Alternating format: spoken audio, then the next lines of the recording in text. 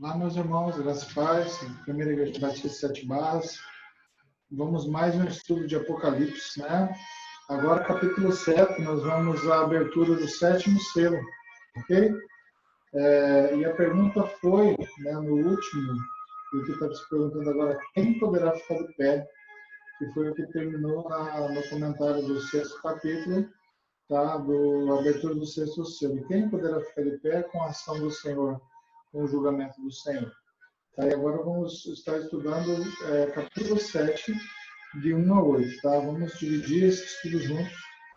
Tá? E qualquer comentário, se inscreva aí no canal, compartilhe qualquer comentário que esteja falando outros estudos, outra visão também. Essa é uma visão assim, de antologia e libertação, é uma visão assim, mais exegética ao contexto social da época e também agora. Tá? Mas eu creio e gosto dessa visão. Mas se você tem mais alguma dúvida, pergunta, esteja falando aí que a gente pode fazer um vídeo só sobre aquele capítulo, só sobre aquele versículo, ou aquele contexto, ok? Vamos lá. Apocalipse, capítulo 7, tá? Nós vamos falar agora sobre o sétimo selo. Ok? Vamos lá.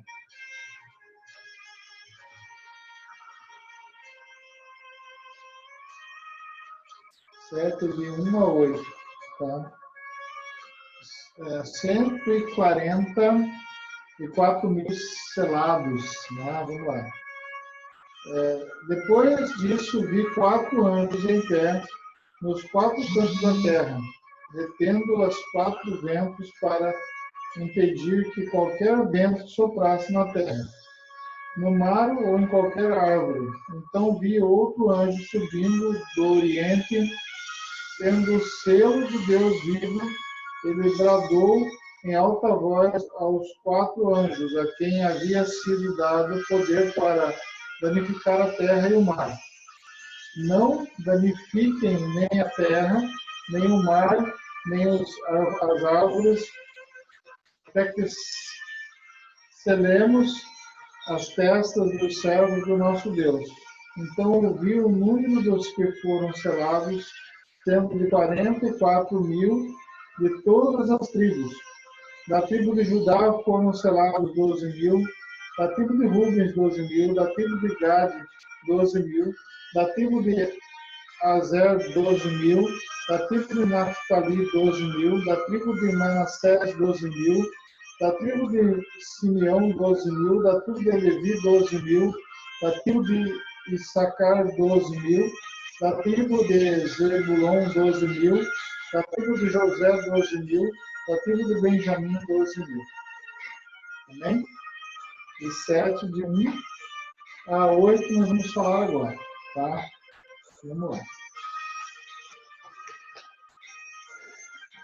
A abertura do sexto selo mostrou no vídeo anterior que o julgamento, o grande dia, é a resposta de Deus ao clamor dos mártires que pedem justiça.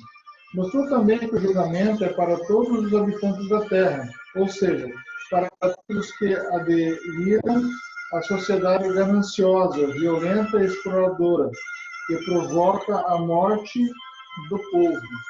Ou seja, os selos, né, foram abertos e o julgamento foi para esse povo, né, para aqueles que não fizeram a vontade do Senhor, que são aqueles que oprimem, aqueles que vivem num sistema de opressão, de ganância e de destruição e morte do povo. O capítulo 6 do Apocalipse termina com uma pergunta assustadora, né? Quem poderá ser declarado inocente, ficar em pé, no grande dia do julgamento de Deus?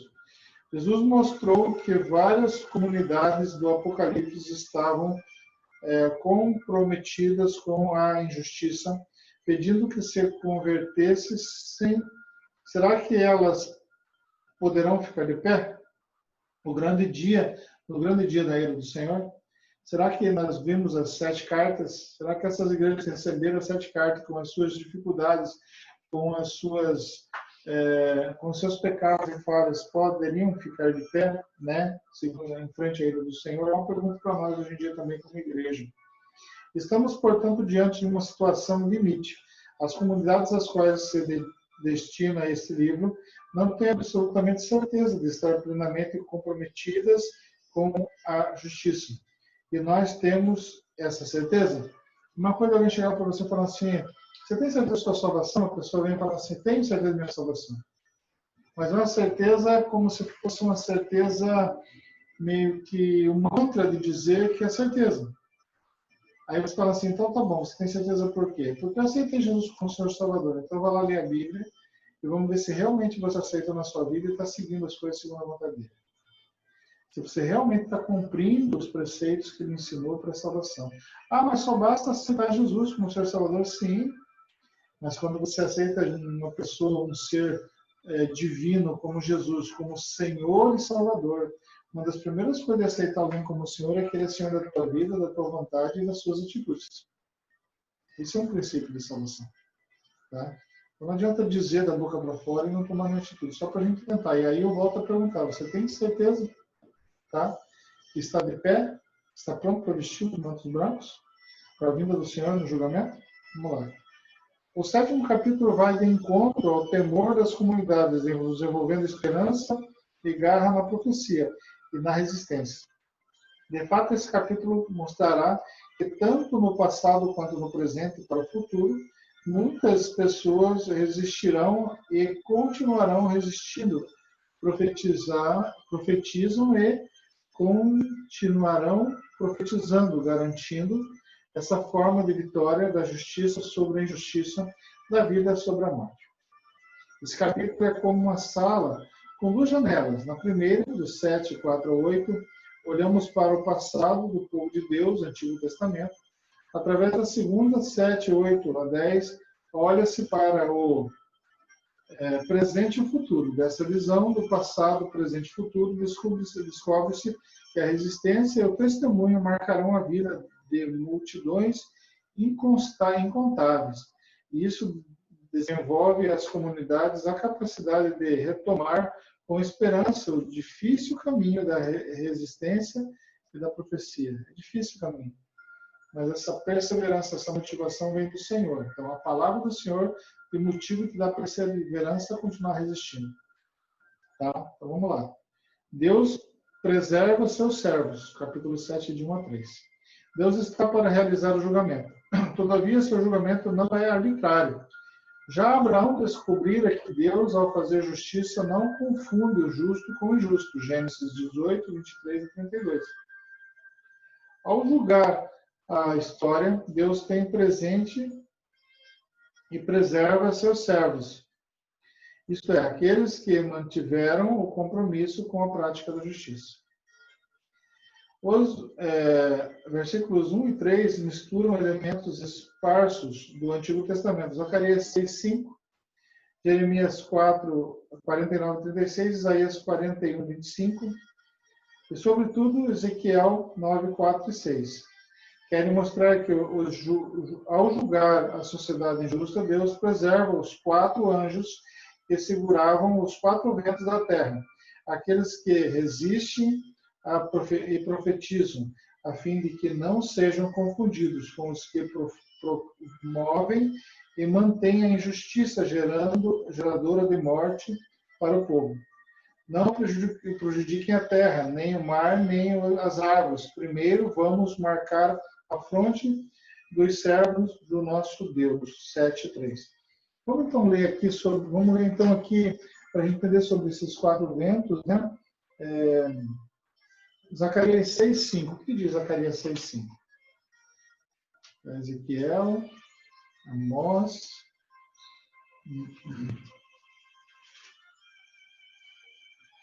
Jeremias. Vamos Jeremias. Jeremias 49 e 36 diz o seguinte: farei com que os 4 ventos que vêm dos 4 cantos do céu soprem contra Elão, e eu os dispersarei aos 4 ventos, e não haverá nenhuma nação para onde não sejam levados os exilados de Elão.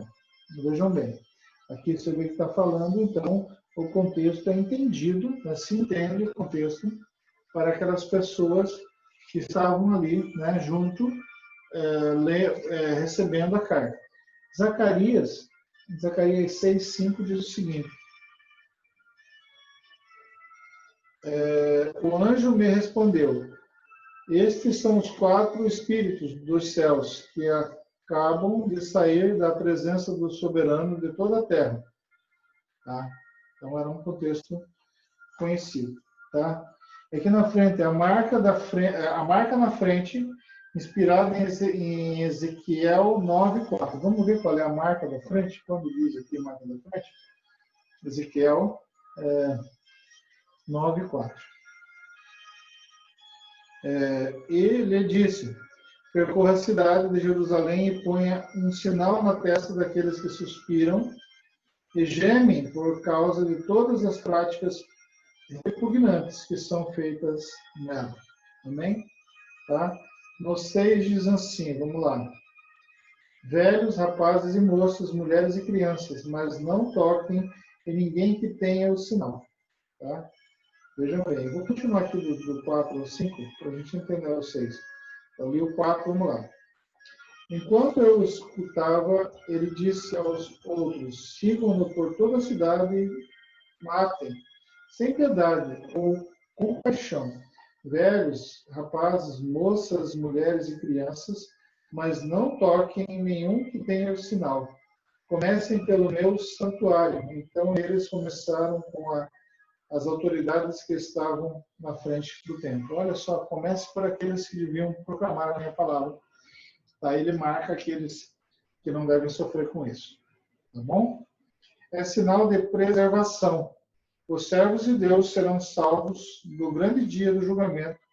É o primeiro sinal da esperança que gera confiança na luta. Ou seja, os servos serão marcados, né? Serão separados e os anjos do Senhor, os 4 ventos, os 4 anjos, os 4 cantos da terra, que farão julgamento, que agirão, né? Não tocarão nessas que são da comunidade e buscam a justiça do Senhor.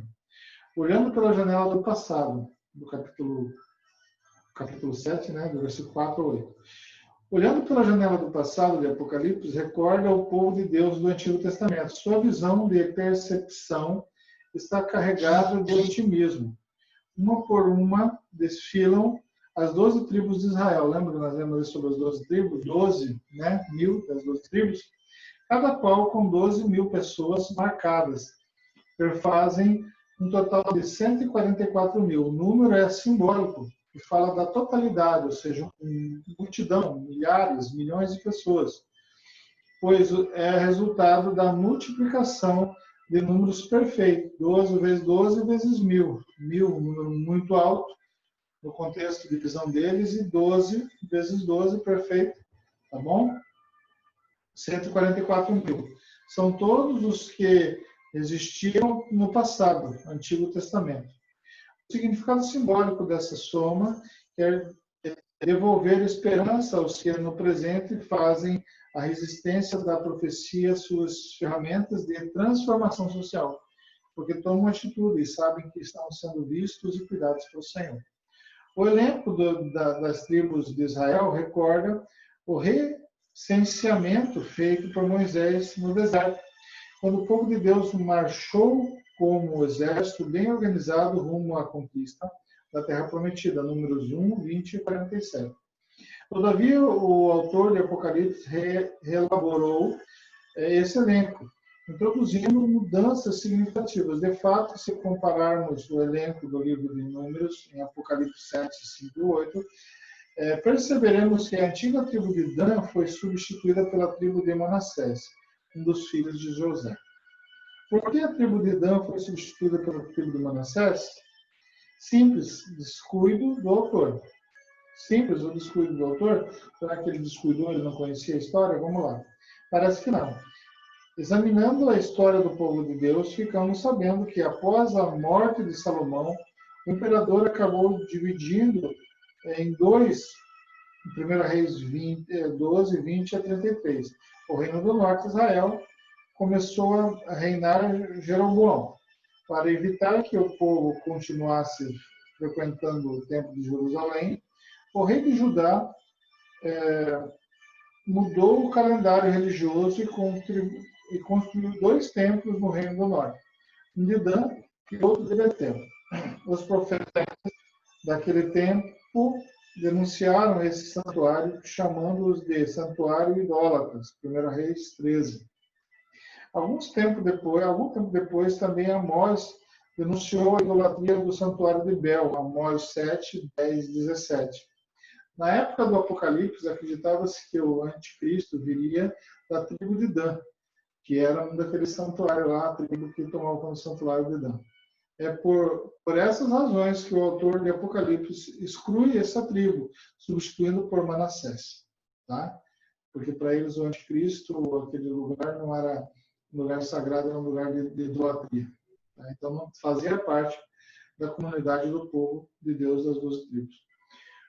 O objetivo então parece claro. Olhando pela janela do passado, descobrimos que o povo de Deus se caracterizou pela resistência, pela denúncia à idolatria.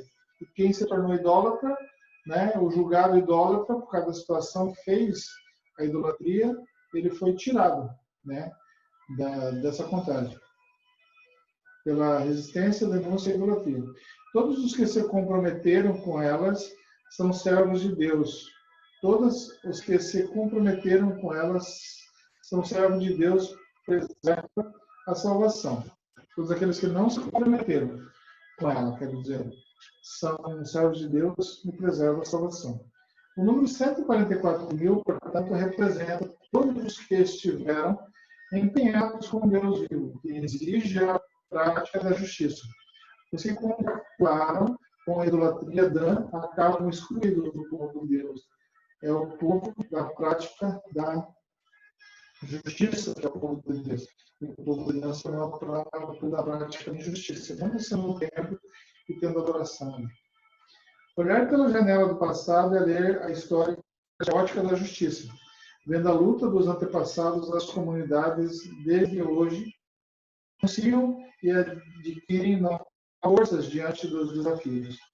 Sentem que Deus é seu aliado, fiel ao seu povo e fiel ao seu projeto de liberdade e de vida para todos, não para aqueles que se tornam idólatras, o que não obedece à vontade do Senhor. Não importa o tempo, o tamanho do tempo, tanto quanto de pessoas adoram, né? Mas se não adora o Senhor e da forma com justiça que o Senhor ordenou e ensinou, não faz parte, tá, desses 144.000. Alguns dizem que é 144.000 salvos. Não.